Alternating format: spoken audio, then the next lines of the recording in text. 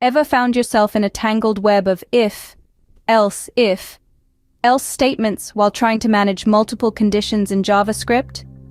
There's a handy tool in the JavaScript toolbox that can make your life a whole lot easier: the switch statement. Imagine the switch statement as a multilingual translator. You speak to this translator in one language, and it responds in the language that matches your input. In JavaScript, you provide an expression to the switch statement, and it executes the code block that matches the value of your expression. The basic syntax of a switch statement is as follows. You start with the keyword switch, followed by your expression in parentheses. This is your input to the translator. Then, you have a set of case statements within curly brackets.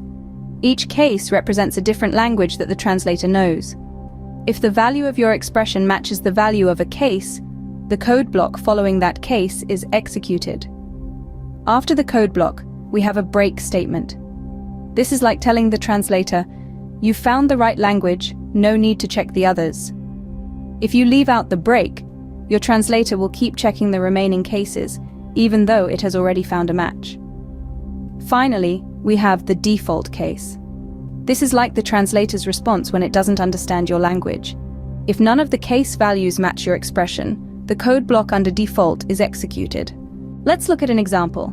Suppose we have a variable day with the value 3, and we want to find out the corresponding day of the week. We can use a switch statement to match day to the correct day name. If day is 1, day name becomes Sunday. If day is 2, day name becomes Monday, and so on, until we've covered all 7 days of the week. If day doesn't match any of our cases, we default to invalid day. After running this code, our console would display today is Tuesday, since day was 3.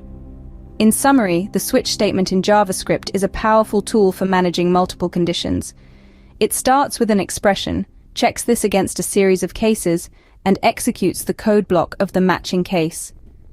Don't forget to include a break after each case to prevent unnecessary checking of the remaining cases. And remember, if no cases match, the default case comes to the rescue.